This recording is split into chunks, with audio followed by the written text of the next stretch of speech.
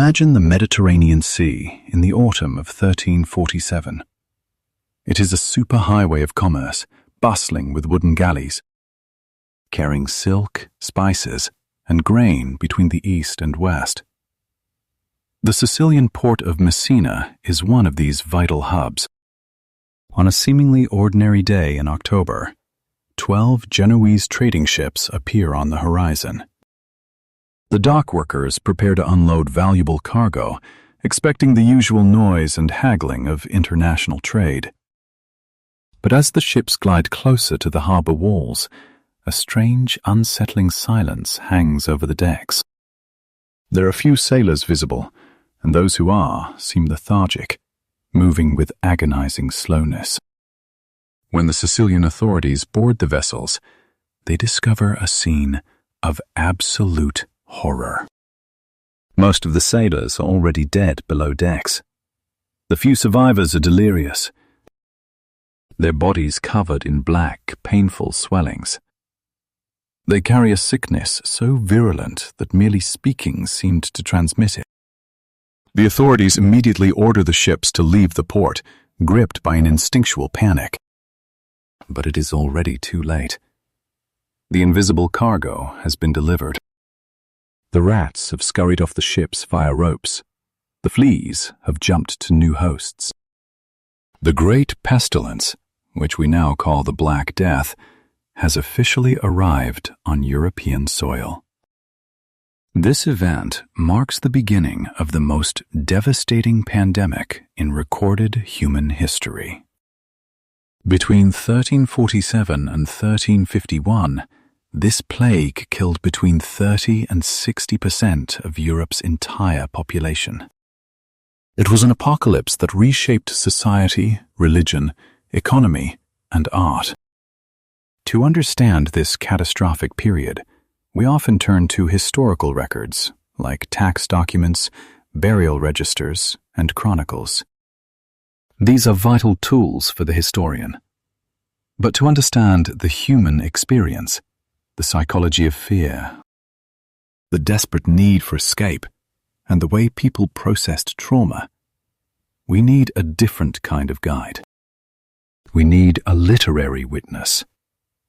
Our guide through this darkness will be Giovanni Boccaccio. Boccaccio was a Florentine writer, a humanist, and a contemporary of the plague. He was present in Florence when the disease struck with full force in 1348. His masterpiece, the Decameron, is a collection of 100 tales. But the most crucial part for historians is the introduction.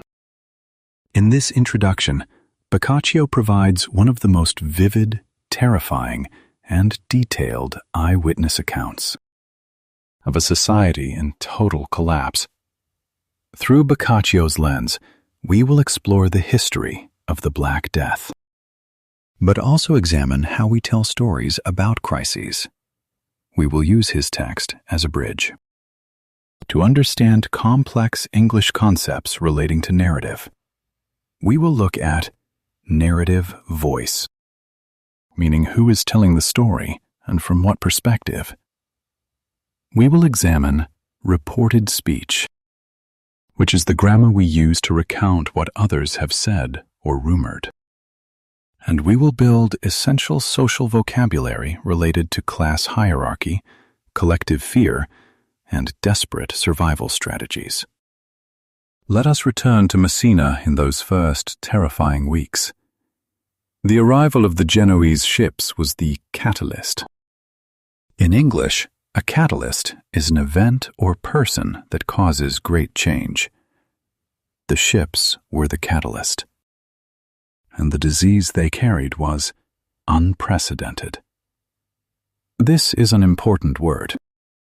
Unprecedented means never having happened or existed before. The people of the 14th century had experienced famines and localized sickness, but the speed and mortality rate of this plague were entirely unprecedented. The news traveled fast along the trade routes, faster than the ships themselves. Rumors flew from port to port. People spoke of a pestilence rising from the east, a miasma or bad air that corrupted everything it touched. In historical English texts, you will often see the word pestilence used as a synonym for a devastating epidemic plague. The vocabulary of the time was steeped in religious anxiety. Many viewed the approaching sickness not as a biological event, but as divine chastisement, a punishment from God for the sins of humanity. As winter approached at the end of 1347, the disease seated itself in Sicily, then Sardinia and Corsica. It moved relentlessly toward the Italian mainland. The great trading cities of Genoa, Pisa, and Venice, the engines of the medieval economy, were next in line. They knew something terrible was coming. But they had no concept of germ theory, no understanding of bacteria or vectors. They were fighting an invisible enemy with weapons of prayer, superstition, and growing panic. Boccaccio was in Florence, watching as the shadow drew closer to his beloved city. Florence was one of the largest, richest, and most sophisticated cities in Europe at the time, a center of banking and wool production. It felt secure in its wealth and its stone walls. But as the new year of 1348 dawned, the reports from the coast became impossible to ignore. The pestilence was no longer a distant rumor from the east. It was knocking at the gates of Tuscany. The tension in the city was palpable. It was the quiet before the storm, a moment of collective breath-holding before society began to unravel. How does a narrator like Boccaccio prepare his readers for such a grim tale? He does not jump straight into the horror. He sets the stage. He establishes his authority as a witness. In the next part, we will examine the specific biological terror that arrived in Florence and analyze the vocabulary Boccaccio uses to describe a reality that defied all previous human experience. We will see how the physical symptoms of the disease began to mirror the breakdown of the social body. Spring arrived in Florence in 1348 with its usual vibrancy. The Arno River flowed past busy wool workshops, and merchants calculated their profits in the bustling markets. Yet beneath the familiar sounds of medieval commerce, a new, terrifying vocabulary was beginning to emerge in whispered conversations. The pestilence had breached the city walls. It did not arrive with fanfare.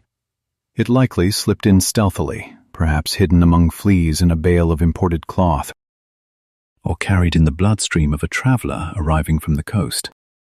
Boccaccio, adopting the role of a steady-handed witness, provides an unflinching description of the disease's pathology. As it struck his city, he notes that the plague manifested differently in Florence than in the east. In the east, reports claimed that massive bleeding from the nose was the immediate sign of inevitable death. But in the west, the symptoms were more complex and horrifyingly visual. Boccaccio's narrative voice in this section is crucial. He momentarily steps back from emotional storytelling and adopts the tone of a detached chronicler, almost like a modern medical examiner. He describes the symptoms with clinical precision, grounding his narrative in observable facts. He writes of strange growths appearing first in the groin or under the armpits of the victims. Some grew to the size of a common apple, others like an egg. The common people called these terrifying swellings gavoccioli. From these primary swellings, the sickness would manifest across the entire body. Listen for this word in historical contexts: manifest. To manifest means to show something clearly, or to appear physically. The disease manifested as painful swellings. Boccaccio also notes that for many, a sudden nosebleed. A harbinger is a specific type of sign, one that indicates something is going to happen soon. These physical signs were precursors to the final stage, black or purple spots appearing on the arms, thighs, and other parts of the body. Boccaccio calls these spots the sure sign of death. The horror was compounded by the terrifying speed of the infection's progress. Boccaccio masterfully uses contrasting images to show this speed. He tells us that people were healthy at breakfast, cheerily dining with their families, and by supper they were dining with their ancestors in the other world. This vivid contrast emphasizes the total helplessness of the victims against this invisible assailant. The existing social structures began to buckle under the weight of this biological reality. Medical knowledge, highly regarded in standard times, completely failed to halt this progression. Boccaccio notes with a touch of bitter irony that the city was suddenly filled with people claiming to be physicians, though they had no medical training whatsoever. Their remedies were as futile as the prayers of the priests against a pathogen they could not conceive of. This failure of authority figures, both secular doctors and spiritual leaders, fueled a sense of profound abandonment. If the learned experts could not save you, who could?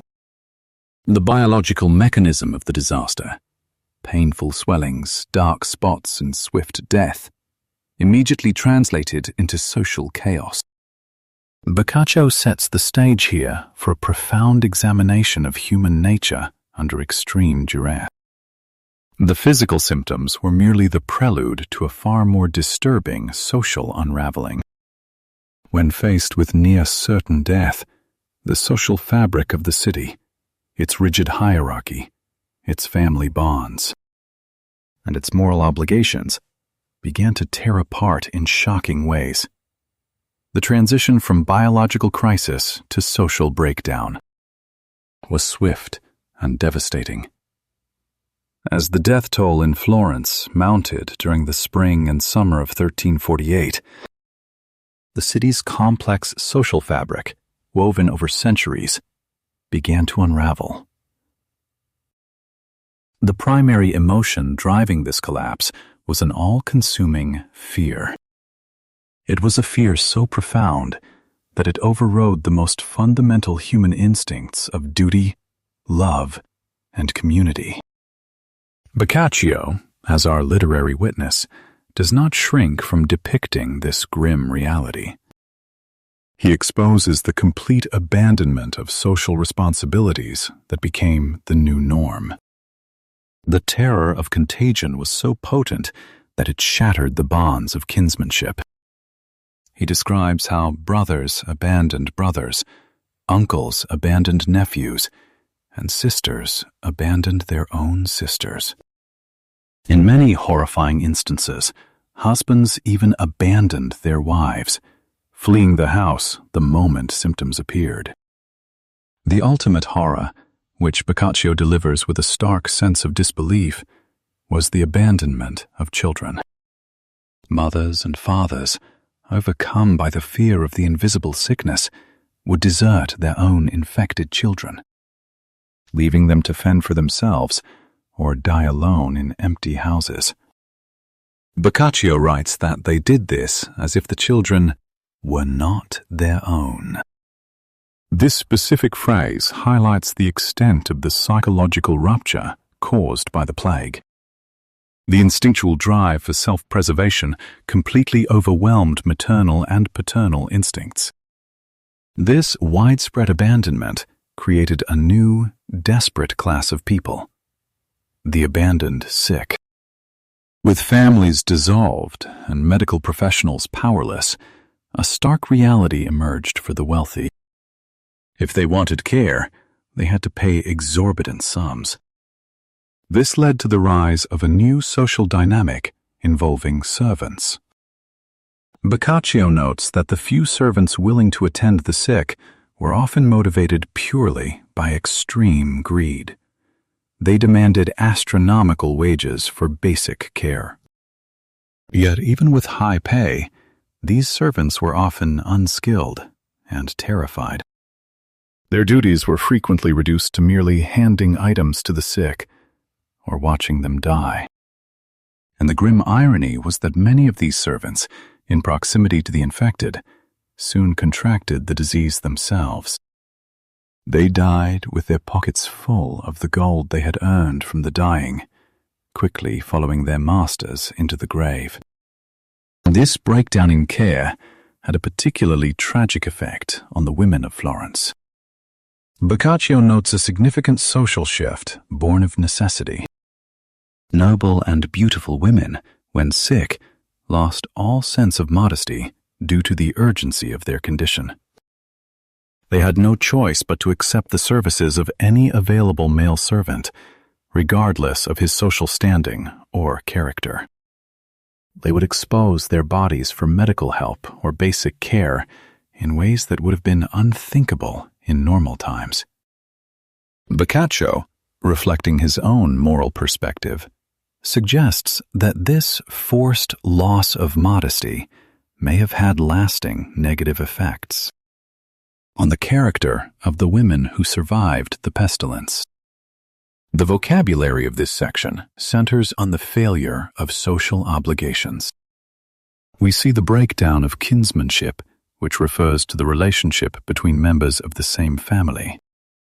We see the rise of avarice among the servants, an intense and selfish desire for wealth.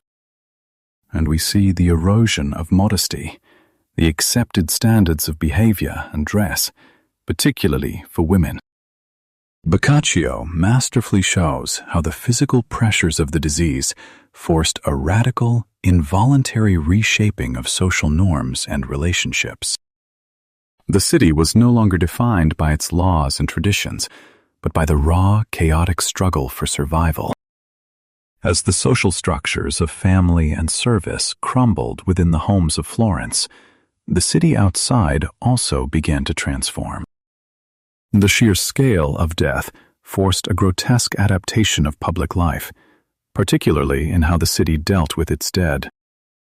Boccaccio guides us from the intimate horror of abandoned households to the public spectacle of mass death, showing how even the most sacred rituals of society were obliterated by the pestilence. In normal times, a death in Florence was a highly ritualized event. It involved an elaborate funeral procession, the presence of the clergy, and a gathering of neighbors and kin to honor the deceased. These ancient customs quickly became casualties of the plague. The fear of infection and the overwhelming number of bodies made such ceremonies impossible. Boccaccio describes a shift from reverence to mere disposal. Neighbors, driven not by affection, but by the terror of decomposing bodies spreading the disease, took on the grim task of clearing the dead from nearby houses. They would drag the corpses out and leave them by the front doors. Every morning, the streets of Florence presented a macabre scene, with countless bodies awaiting collection.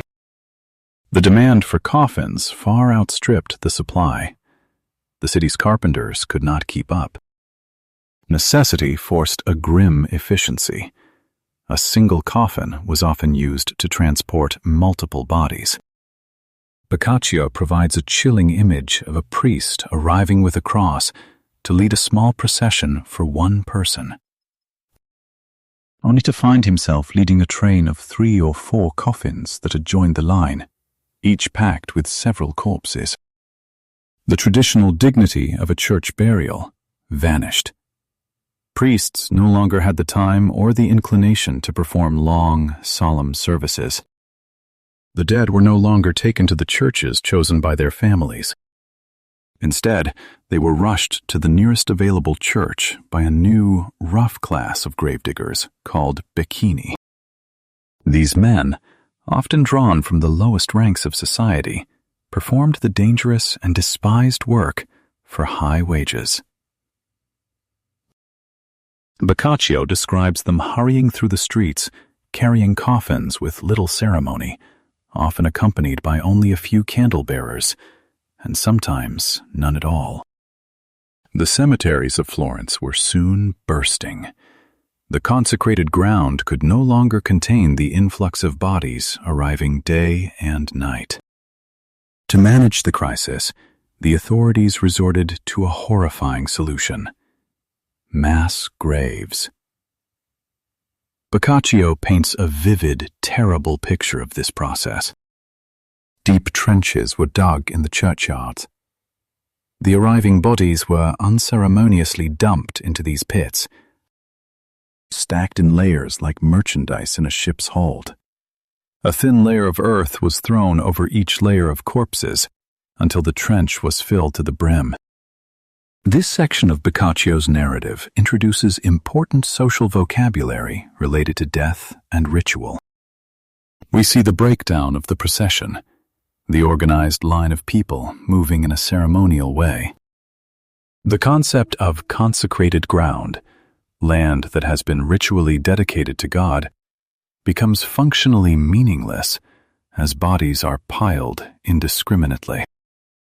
And we witness the rise of a new, grim form of expediency, where moral and customary considerations are abandoned in favor of the quickest and most practical solution to a desperate problem. The city's sacred geography was being rewritten by the sheer volume of the dead, transforming holy churchyards into industrial-scale burial pits. The horror in the city was absolute. But Boccaccio reminds us that the suffering was not confined to the urban centers. The pestilence radiated outward, infiltrating the surrounding countryside, the villas of the wealthy, and the humble dwellings of the peasantry. In this section, Boccaccio expands his narrative lens to show how the social breakdown varied across different classes and geographical locations. Boccaccio touches upon the fate of the lower classes inside the city. Their situation was the most dire. Trapped in cramped, unsanitary housing, with no means to escape and no resources for care, they died in staggering numbers. Boccaccio estimates that thousands of poor laborers succumbed daily. Their deaths were often unnoticed until the stench of their decaying bodies alerted the neighbors. Their end was anonymous and unceremonious, their bodies quickly added to the growing piles in the mass graves. But the narrative then moves beyond the city walls.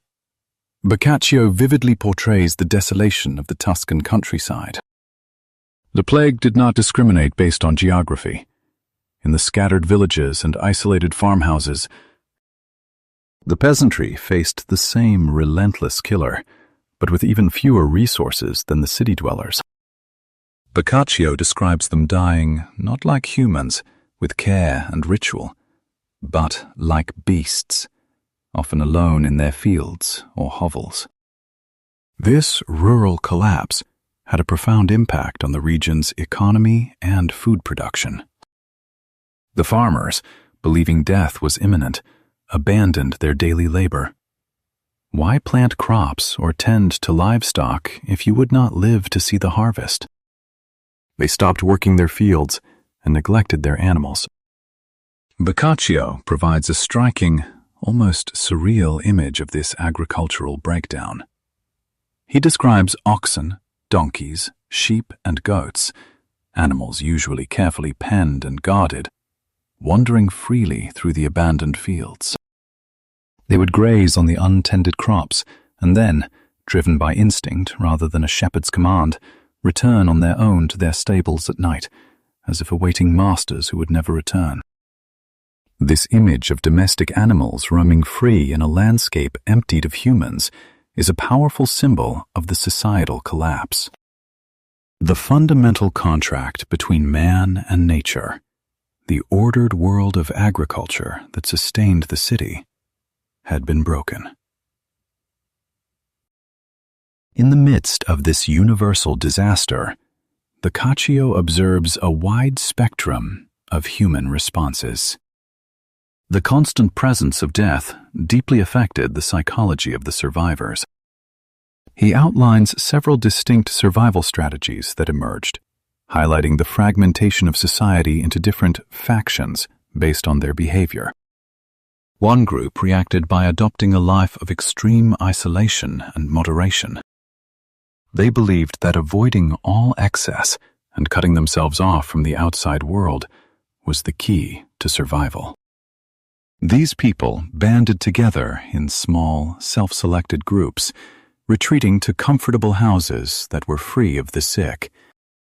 They locked themselves inside, refusing to hear any news of the death and devastation outside. Their strategy was one of complete denial and sensory deprivation. They lived a quiet, regulated existence, consuming fine foods and expensive wines in moderation, passing their time with music and polite conversation. They attempted to create a hermetically sealed bubble of normalcy in the midst of the apocalypse. This response introduces the concept of a faction, a small, organized, dissenting group within a larger one. It also illustrates the psychological mechanism of denial, refusing to acknowledge the terrifying reality just outside their doors. Their response was to try and exert total control over their immediate environment, a desperate attempt to impose order on chaos. In stark contrast to the isolationists, another faction in Florence chose a radically different path. This group believed that the only way to cope with the overwhelming presence of death was to embrace life with reckless abandon. Their philosophy was one of extreme hedonism. They argued that the best medicine was to drink heavily, to seek out every possible pleasure, to sing, to celebrate, and to laugh in the face of the disaster. This wasn't just a philosophical stance, it was a lived reality. Boccaccio describes them roaming the city, moving from tavern to tavern, drinking without restraint day and night. They didn't just confine their activities to public houses, they also invaded private homes. If a house was empty, or its owners too weak to resist, these groups would take it over, treating it as their own. Crucially, this wasn't just about theft. It was a manifestation of a complete breakdown in the rule of law. Boccaccio explicitly notes that the authority of the city's magistrates and the ministers of the law had completely collapsed. Like everyone else, the enforcers of order were either dead, sick, or had fled in terror. Their staff had vanished. As a result, there was no one left to uphold the laws. This created a vacuum of authority, a state of anarchy where everyone was free to do whatever they pleased. This section introduces key concepts related to social order. We see the rise of hedonism, the ethical theory that pleasure gives value to life. We witness the collapse of the magistracy, the body of officials entrusted with the administration of the law. And we see the resulting state of anarchy, a society without government or law. Between the extremes of the isolationists and the hedonists lay a middle ground. Many people adopted a more moderate approach. They continued to move about the city, but they took precautions. These moderates walked the streets, carrying posies of flowers, fragrant herbs, or spices in their hands.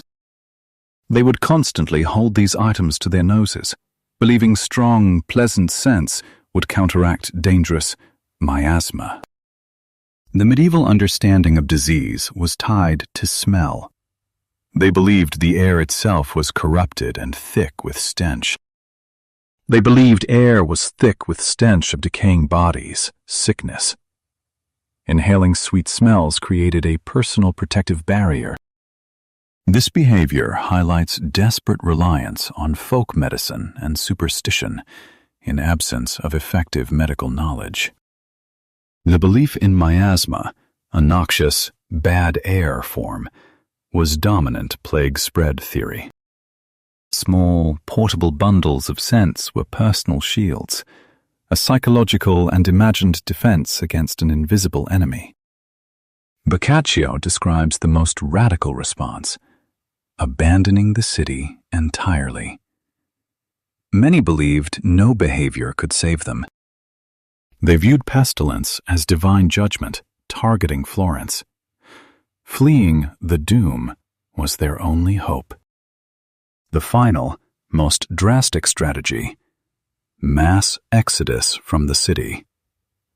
Many believed Florence was cursed by a wrathful god.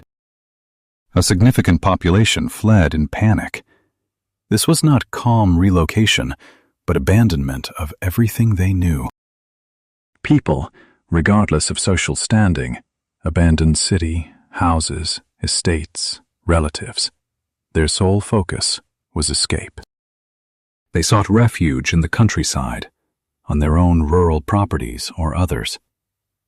God's wrath was believed localized.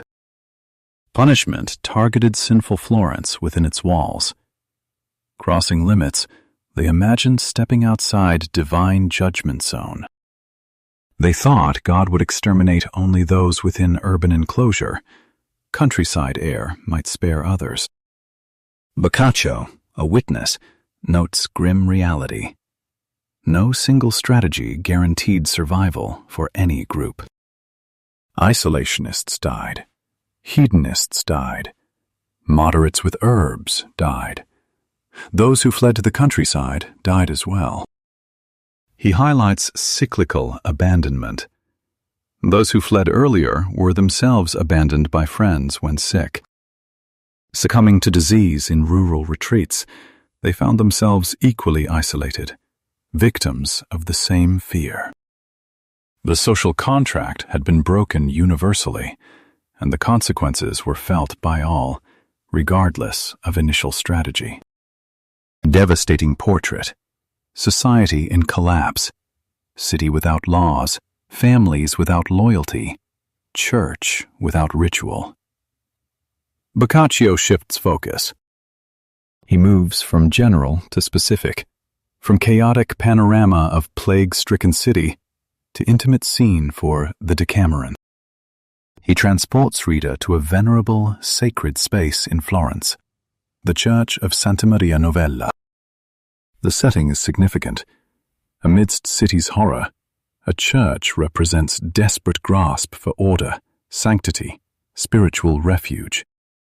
Time: Tuesday morning. Church largely empty due to plague. A quiet, somber space awaits new characters. Into this somber, quiet space, Boccaccio introduces 7 young women, establishing their social standing and character. They are noble, beautiful, well-mannered, displaying honesty rooted in prudence. Ages: 18 to 28. Boccaccio emphasizes they are related to each other by blood or close friendship, creating a tight-knit group. To protect identities, Boccaccio gives them allegorical names. Eldest, Pampanea, the flourishing one, suggesting leadership. Others are Fiammetta, Philomena, Emilia, Lauretta, Meafile, and Elissa. Names evoking romantic and literary traditions. This scene is a masterclass in narrative transition. The church setting creates a calm I within the plague's storm. He establishes a new group representing order, reason, and renewal, contrasting with chaos outside. They are depicted as the best of Florentine youth, with moral and intellectual resources to imagine a different future. The Santa Maria Novella scene is pivotal. After societal collapse, in quiet church, Boccaccio plants seeds of new beginning. 7 young women, brought together by chance or divine providence, form a new, embryonic community. They gather in a church corner. Dressed in mourning black, their faces reflect the profound sadness of times. After somber silence, they speak. Their conversation is a microcosm of the city's collective grief. They talk about horrors witnessed, family lost, and omnipresent fear. Shared conversation is a form of therapy. Pampanea, eldest and most assertive, takes initiative. Described as noble, intelligent, and prudent, she proposes a radical idea. Her speech is a masterful call to action, born of desperation and reason. Remaining in Florence is passive suicide. Pampanea's proposal, a calculated plan for physical, moral, and psychological survival. Leave the city together. Unlike panicked flight, Pampanea's plan is structured, rational. Retreat to a country estate for safety and comfort. There they can live civilized, enjoying nature and company, strictly observing propriety. Preserve lives, humanity, culture. As women discuss plan, conversation is interrupted. 3 young men enter church, looking for their lady loves. Their names are Pamphilo, Philostrato, and Dioneo. They are charming, well-bred, and guided by reason. Their arrival is fortune. Women, though brave, are aware of social constraints. Philomena voices a concern. A group of young women traveling alone would be vulnerable, subject to gossip. They need male companionship. The men are known to women. Some are objects of affection, suitable companions for respectability and protection. A debate ensues among women about inviting men. Some fear scandal. Pampanea cuts through objections. She argues their consciences are clear, intentions honorable, focused purely on survival. Rules must bend in extreme times. If intentions are pure, she argues, God and truth will defend them against any slander. Her pragmatism prevails. This section is rich with social vocabulary. We see importance of propriety, fear of scandal, Pampanea's prudence. Pampanea's rational argument prevails. Women agree to invite 3 men to join their escape. Men, initially incredulous, realize seriousness and gladly accept. Their decision? Affection for women, shared desire to escape plague. The newly formed group, brigade, of 10, 7 women, 3 men, wastes no time. They send servants to prepare a country estate, stocked with provisions and made comfortable. Depart at dawn. Boccaccio describes their journey, a short, symbolic transition from death to life. The contrast is profound. They travel 2 miles, arriving at a beautiful palace on a small hill, far from major roads. The estate is an idyllic haven of perfect order and natural beauty, featuring spacious courtyards. Loggias adorned with paintings, fragrant gardens, and a pristine well of cool water complete the scene. Cellars stocked with fine wines, a detail perhaps more suited to seasoned drinkers than modest young ladies. This setting is the antithesis of the diseased, chaotic city. Palace is clean, beds made. The atmosphere breathes an air of aristocratic order and refined pleasure, a true haven. Upon their arrival, Pampanea once again asserts her leadership. She gathers the group and addresses them with the same clarity and purpose she showed in the church. She emphasizes that they have not fled Florence simply to survive, but to live well. To do this, they must establish a new social order for their small community, one that is distinct from the anarchy they left behind. She proposes a structured way of life for their time together. Their days should be filled with pleasant activities that are restorative to the body and soul, enjoying the beauty of the gardens, dining well but with moderation, listening to music, and engaging in refined conversation. The primary rule, however, is an absolute ban on any news from the outside world. They are to create a pact to block out all information about the plague, the death tolls, and the suffering in the city.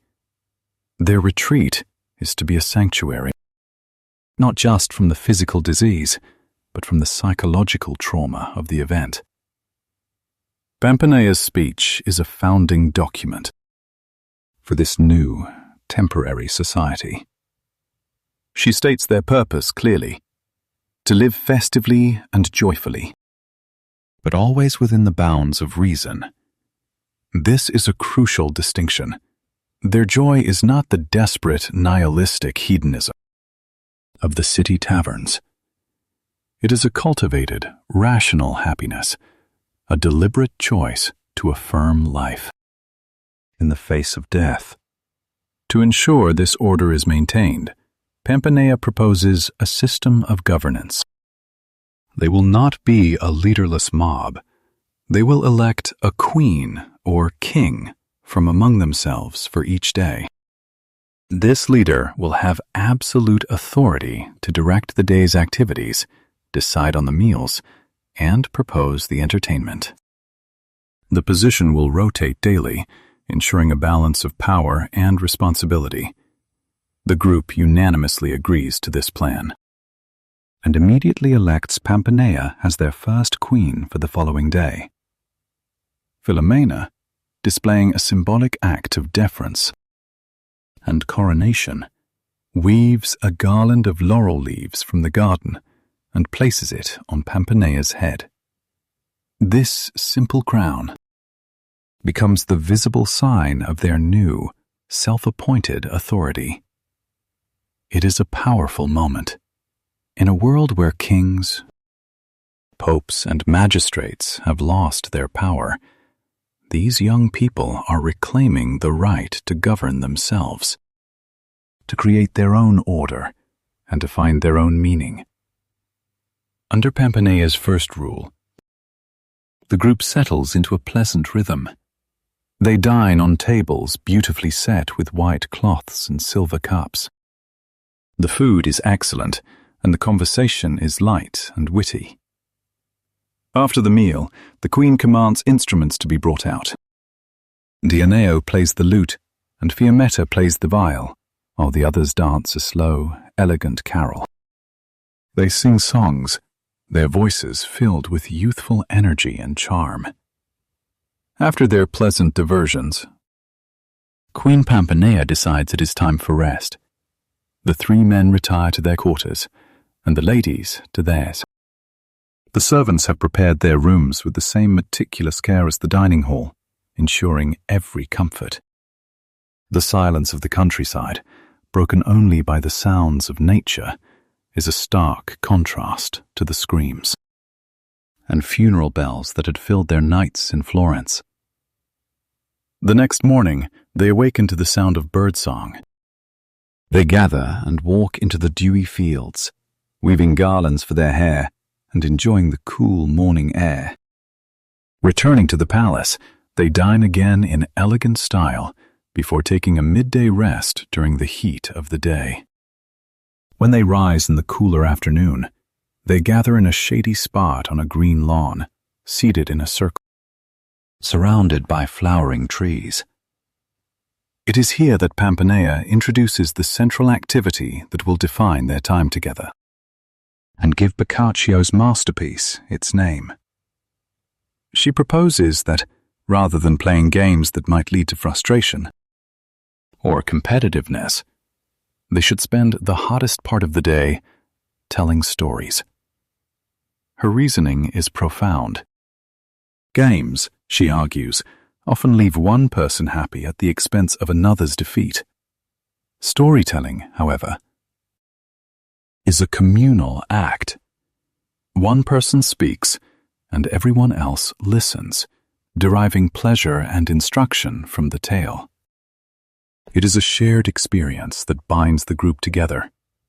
She suggests that each person, starting with herself and moving to the right, should tell one story. By the time they have all spoken, the heat of the day would have passed, and they can return to their other amusements. The group enthusiastically agrees to this proposal. It is a brilliant stroke. Storytelling becomes their primary method of psychological survival. It is a way to impose narrative order on a world that has lost its coherence. Through stories, they can explore human nature, morality, fate, and wit from a safe distance.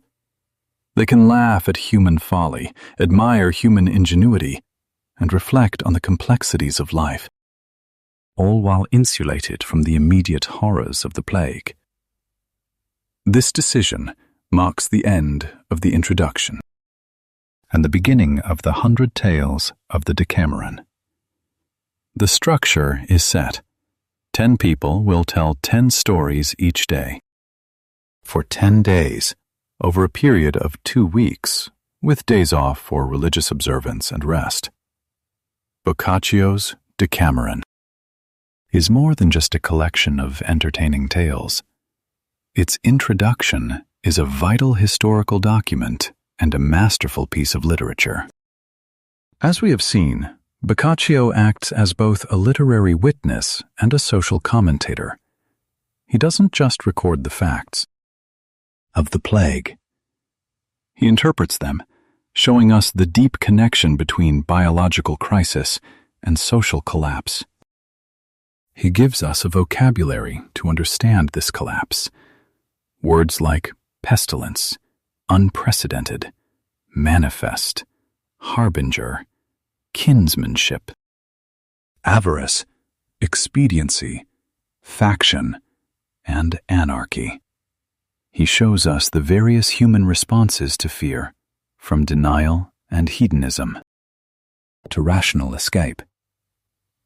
Ultimately, Boccaccio's narrative is a testament to the power of human resilience and the civilizing force of culture.